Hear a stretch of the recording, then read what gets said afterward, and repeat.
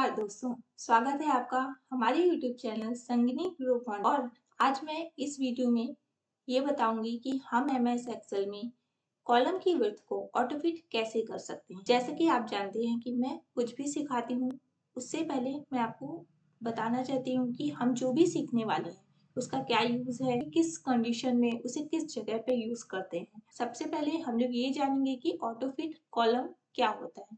ठीक है, जब भी हम लोग कोई एक्सेल में डेटा एंट्री करते हैं, किसी भी टेक्स्ट को टाइप करते हैं, किसी वर्ड को टाइप करते हैं या फिर कुछ भी लिखते हैं, तब जैसे कि फॉर एग्जांपल मैं आपको बताती हूँ कि जैसे मैंने क्या लिखा, संगिनी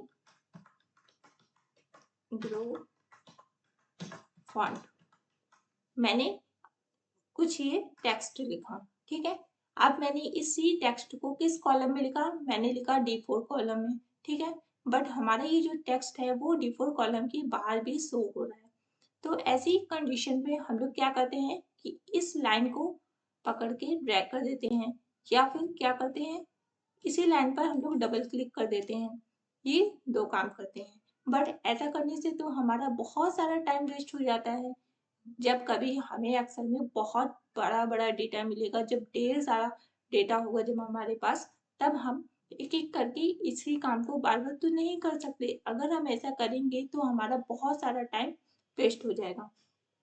हम तो ये चाहते हैं कि हम जो भी लिखें, चाहे वो लॉन्ग टेक्स्ट हो या फिर शॉर्ट टेक्स्ट हो, वो ऑटोमेटिक फिट हो जाए।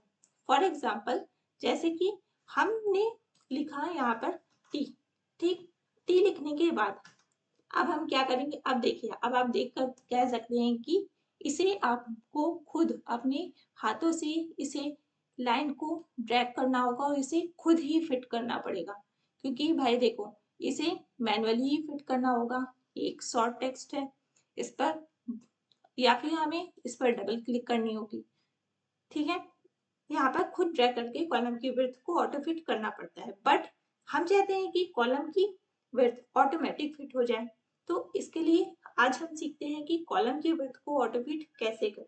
ठीक है गाइस, तो चलिए दोस्तों, बिना टाइम वेस्ट किए हम अपना वीडियो स्टार्ट करते हैं। ठीक है, तो इसके लिए हम जाते हैं, सबसे पहले क्या करेंगे, शीट 1 पे क्लिक करेंगे और इस शीट पर हम एक डेमो देख लेंगे। ठीक, अब यहाँ पर मैं फिर से लिखती हूँ, क्या लिखा मैंने, संगिनी ग्रो फॉन्ट। ठीक, अब जैसे ही मैं यहाँ पर, अब आप देख पाएंगे कि मैंने ये जो संगिनी ग्रो फॉन्ट लिखा है, ये जिस सेल में मैंने लिखा है ये D4 सेल पे लिखा हुआ है, और इसका भी जो टेक्स्ट है ये बाहर जा रहा है।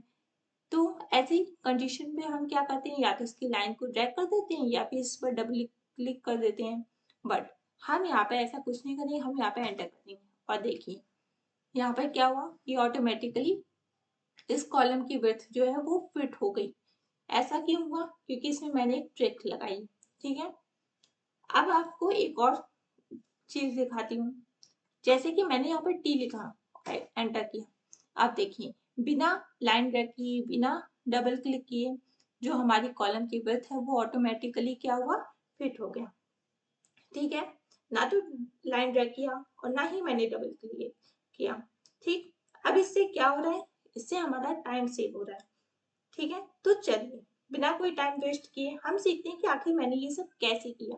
ओके गाइस, स्टार्ट करते हैं। अब फिर से क्या करेंगे, देखो, सबसे पहली बात बहुत ही ध्यान से सुनिएगा, जिस भी सीट पे हमें ये कंडीशन अप्लाई करनी है, किस कंडीशन, जो मेरी ट्रिक है उसे अप्लाई अगर आपको करना है तो उस सीट पर पहले आ जाना है। मुझे सीट 2 में अप्लाई करना था, इसलिए मैं सीट 2 पे आ गई। ठीक, अब उसके बाद मैं इस पे क्या करूंगी, सीट 2 पर राइट क्लिक करूंगी। सबसे पहले मैं एक बात और बता दूं कि ये जो ट्रिक है वो एक कोड से रिलेटेड है, यानी कि ये सारी चीजें मैं कोड से करूंगी।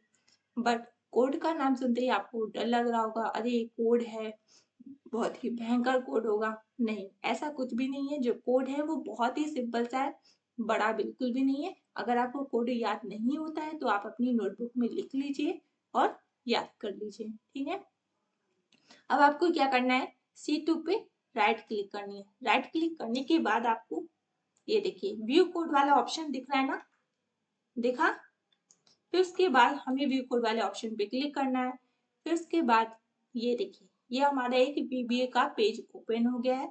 इसको बोलते हैं Microsoft visual basic for application, यानी कि हमारे माइक्रोसॉफ्ट एक्सेल का एक VBA का पेज भी होता है। और इस जगह पे हम क्या करेंगे, इस जगह पे हम इस जर्नल वाली ऑप्शन को वर्कशीट में चेंज कर देंगे। ठीक है, आपने देखा ना मैंने क्या किया, जर्नल वाले ऑप्शन को वर्कशीट पे चेंज किया इस ऑप्शन की हेल्प से। ये जो ड्रैग डाउन वाला ऑप्शन मिल रहा है ना, इसकी हेल्प से। अब ये जो कर्सर है यहाँ पर क्लिक करेंगे और फिर उसके बाद यहाँ पर लिखेंगे सेल्स डॉट एंटायर कॉलम,